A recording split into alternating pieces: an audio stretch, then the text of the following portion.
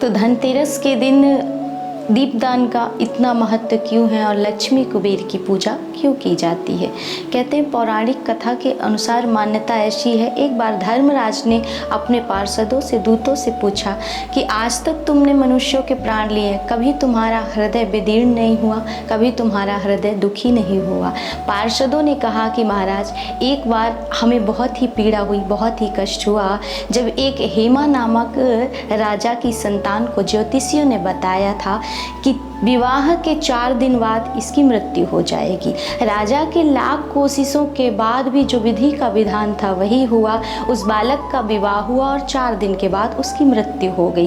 कहते हैं उस समय उसकी पत्नी ने जो करुण क्रंदन किया, करुण विलाप किया, उसे सुन करके बहुत ही मन दुखित हुआ, बहुत ही हृदय विदीर्ण हुआ। धर्मराज दूतों की ये बात सुन करके दुखित हुए और कहा क्या कर सकते हैं, जो विधि का विधान है वो तो हो करके ही रहेगा।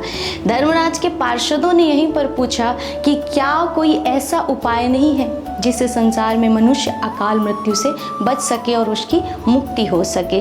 तब यमराज ने, धर्मराज ने स्वयं कहा था कि धनतेरस के दिन यदि कोई विधि विधान के साथ पूजा अर्चना करता है और दीपदान करता है तो कभी भी उस मनुष्य की अकाल मृत्यु नहीं हो सकती है। इसी मान्यता के अनुसार अकाल मृत्यु का जो हरण करने वाली वो है धनतेरस की तिथि, और इस दिन यदि कोई सच्चे मन से धर्मराज के प्रति और साक्षात लक्ष्मी कुबेर के निमित्त दीपक प्रज्वलित करता है, उसके जीवन में कभी अकाल मृत्यु नहीं हो सकती है।